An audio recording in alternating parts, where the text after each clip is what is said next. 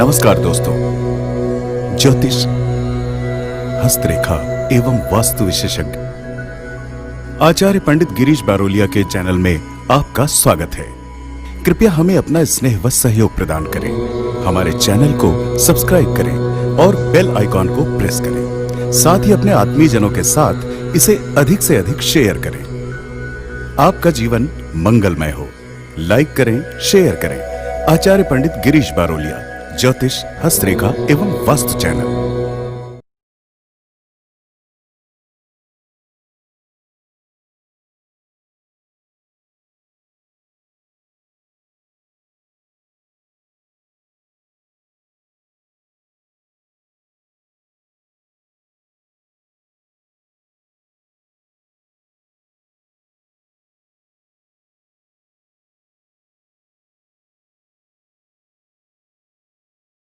राधे राधे, जय श्री कृष्णा। नमस्कार, मैं आचार्य पंडित गिरीश बारोलिया। गायत्री महामंत्र। ओम भूर्भुवः स्वः तत्सवितुर्वरेण्यं भर्गो देवस्य धीमहि धियो यो नः प्रचोदयात्। अखण्डमण्डलाकारं व्याप्तं येन चराचरं तत्पदं दर्शितं येन तस्मै श्रीगुरवे नमः। तस्मै श्रीगुरवे नमः। मित्रों, अभी अभी जिन लोगों ने दीक्षा ली है उनमें से एक देवांशु रंजन सिंह, उनकी एक जिज्ञासा उन्होंने व्हाट्सएप के माध्यम से हमारे पास भेजी कि आचार्य जी, चंद्रायण साधना क्या होती है। तो हमारे मन में विचार आया कि इस साधना के बारे में एक वीडियो ही बना देते हैं ताकि समस्त लोग जो है उसका लाभ उठा सकें। मित्रों, चंद्रायण साधना पूज्य गुरुदेव ने इससे प्रारंभ की थी और अभी 2016 से 2036 तक इसका क्रम चल रहा है। यह साधना आध्यात्मिक कायाकल्प, यानी आपका आध्यात्मिक में जीवन में जो है यह साधना आपके कायाकल्प के स्वरूप में काम करती है। आपका प्रायश्चित, आपका परिशोधन करती है। तो आध्यात्मिक प्रायश्चित, कायाकल्प व परिशोधन की साधना है। इस साधना को शांति कुंज हरिद्वार से 2016 से प्रारंभ की गई है। प्रत्येक गुरु पूर्णिमा से यह प्रारंभ की जाती है और श्रावण मास की पूर्णिमा को इसका समापन होता है। यानी यह एक माह का चंद्रायण साधना होती है। इसमें किस प्रकार से करना पड़ता है, इसे किस प्रकार से करना चाहिए, इसके बारे में हम आपको पूर्ण जानकारी देंगे। इस वर्ष यह प्रारंभ करेंगे 5 जुलाई 2020, जिस दिन की गुरु पूर्णिमा है, चंद्र ग्रहण का दिन रहेगा। उस दिन से यह प्रारंभ होगा। उस श्रावण मास की पूर्णिमा यानी 3 अगस्त, उस दिन जो है रक्षाबंधन का त्यौहार रहेगा, उस दिन तक इसे करना है। इस साधना में अमावस्या के पश्चात जिस प्रकार से चंद्रमा अपनी कला को घटाते जाता है, उसी प्रकार व्यक्ति को अपने आहार को घटाना पड़ेगा। अन्य साधनाओं में आप 9 दिन का उपवास करते हैं, 40 दिन का उपवास करते हैं, तो उसमें आप जो है 40 दिन का या 9 दिन का आप उपवास करते हैं। लेकिन यह साधना दूसरे टाइप की है और इस साधना में उन्हीं लोगों को आना चाहिए जिनके लिए पहले से अभ्यास हो, जिन्होंने युगसल्पी साधना की हो या जिन्होंने 24,000 का लघु अनुष्ठान किया हो या जिन्होंने 1.25 लाख का अनुष्ठान किया हो, तो वो इस साधना में उतरेंगे तो उनके लिए दिक्कत नहीं जाएगी।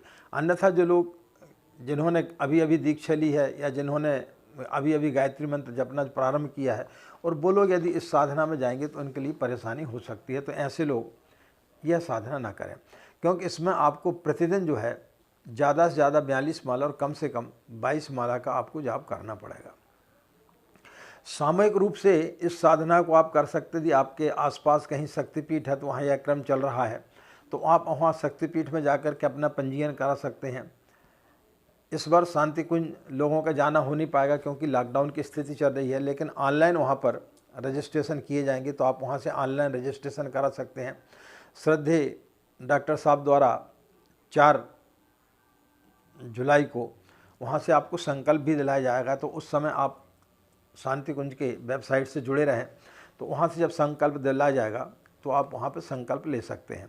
इसके अलावा भी यदि कोई व्यक्ति वहाँ से नहीं जुड़ पा रहा है तो वो हमें व्हाट्सएप के माध्यम से हमारे व्हाट्सएप पर भेज दें कि हम चंद्रायण साधना करना चाहते हैं, इसका हमें आप संकल्प लेवा दें। तो हम एक छोटा सा वीडियो बना देंगे जो सभी के व्हाट्सएप पर संकल्प का हम भेज देंगे, तो उसको आप सुन करके संकल्प भी ले सकते हैं।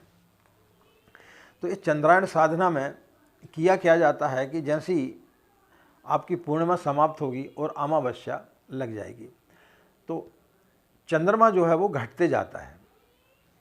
तो जैसी जैसी चंद्रमा घटते जाता आपको अपने आहार को घटाना है। जैसे आप 7 रोटी खाते थे प्रतिदिन तो आपको 6.5, फिर 6, फिर 5.5, फिर 5, इस प्रकार से आपको जो है चतुर्दशी तक जो है आपको धीरे धीरे आहार को कम करना है। और अमावस्या के दिन जो है वो फिर आपको पूर्ण उस दिन आपको व्रत रखना है। इसके पश्चात फिर जैसे शुक्ल पक्ष आता है तो चंद्रमा जैसी जैसी बढ़ते जाता है, उसका कला जो बढ़ती जाती है, उसी प्रकार से फिर आपको अपने भोजन को बढ़ाना है। जिस प्रकार से आपने घटाया था अब उस प्रकार से अब आपको भोजन को बढ़ाना है। जैसे आपने अमावस्या तक जो है घटाते घटाते आप जो है आधी रोटी पर आ गए, तो फिर जो है ना आप आधी रोटी, फिर 1 रोटी, फिर धीरे धीरे आप अपने उसको भोजन को आप बढ़ाएंगे। तो इस प्रकार की साधना आपको 1 माह की साधना आपको करना है।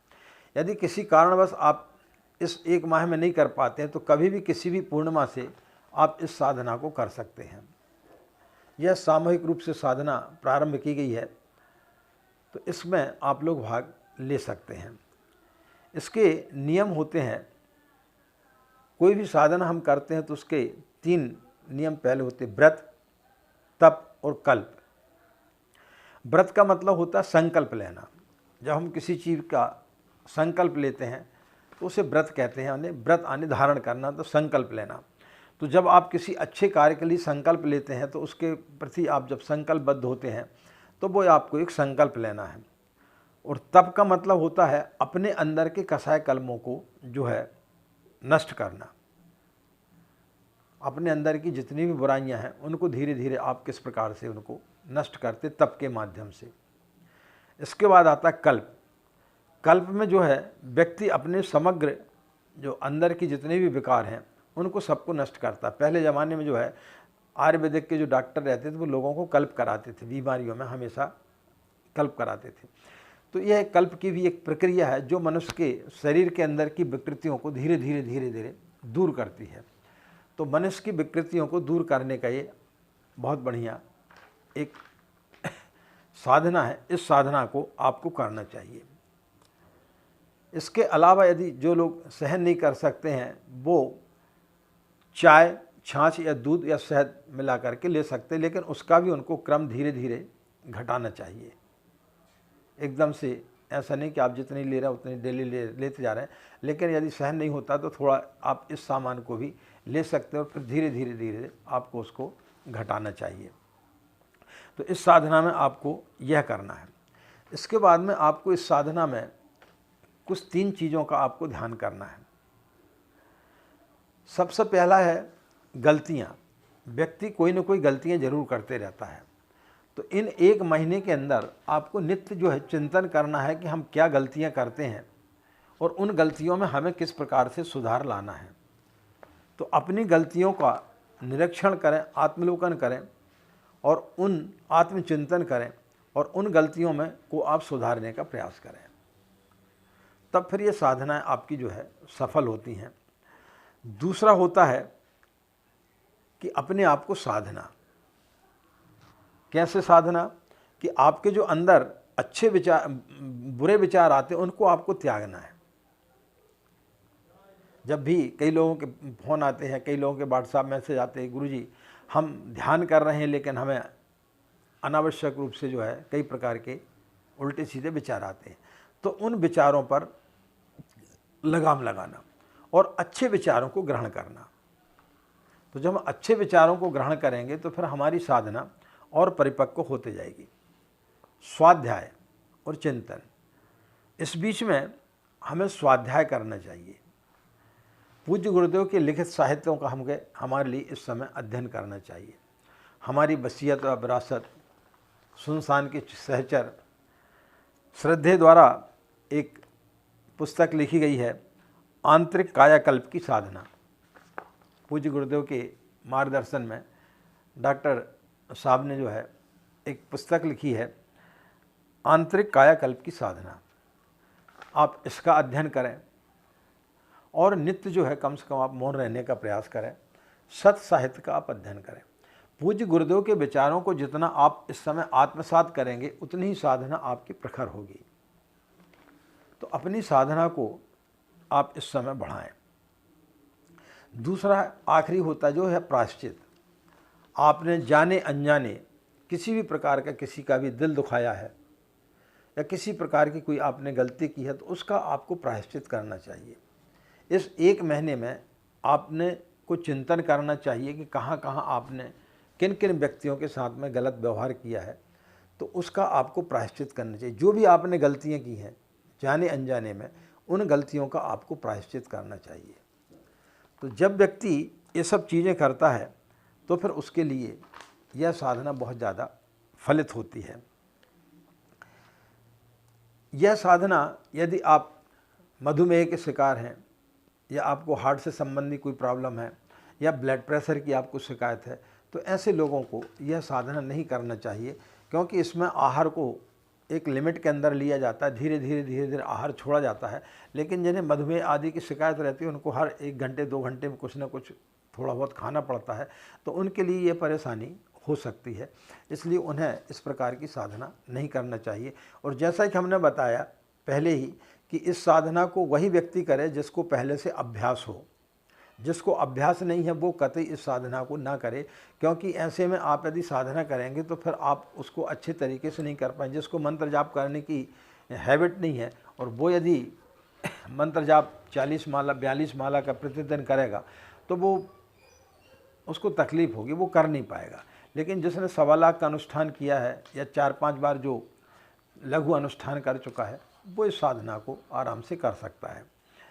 तो आप अपने आसपास के शक्तिपीठों में या प्रज्ञापीठों में जहाँ है वहाँ पर इन साधनाओं को कर सकते हैं, या पूरे माह जो है शांति कुंज हरिद्वार से आपको निर्देश मिलते रहेंगे, तो उस आधार पर भी आप उन साधनाओं को कर सकते हैं।